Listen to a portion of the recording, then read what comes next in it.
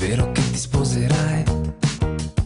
Ti faccio tanti, tanti cari auguri, e se non vengo capirai. E se la scelta è questa, è giusta, lo sai solo tu. È lui l'uomo perfetto che volevi e che non vuoi cambiare più. Ti senti pronta a cambiare vita, a cambiare casa, a fare la spesa e fare i conti a fine mese, a la casa al mare, ad avere un figlio e un cane, ed affrontare suocera, cognato, nipoti, parenti, tombole a Natale, mal di testa ricorrenti, e tutto questo per amore. E forse partirò per dimenticare, per dimenticarti. E forse partirò per dimenticare, per dimenticarmi di te, di te, di te.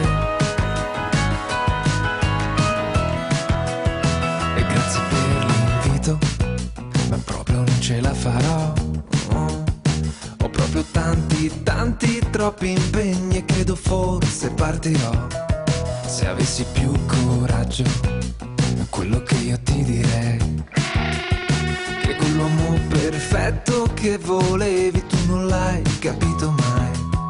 Io sarei pronto a cambiare vita, a cambiare casa, a fare la spesa e fare i conti a fine mese, a la casa al mare, ad avere un figlio e un cane, ed affrontare suocera, cognato, nipoti, parenti, tombola a Natale, mal di testa ricorrente, e tutto questo per amore. E forse partirò per dimenticare, per dimenticarti.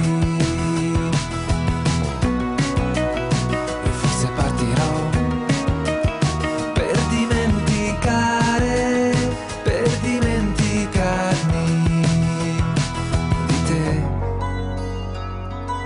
di te, di te.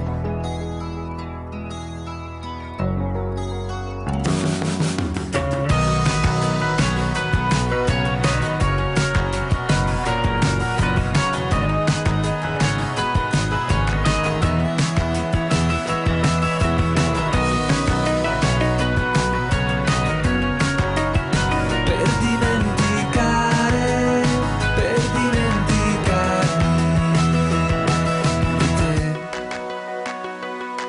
di te, di te.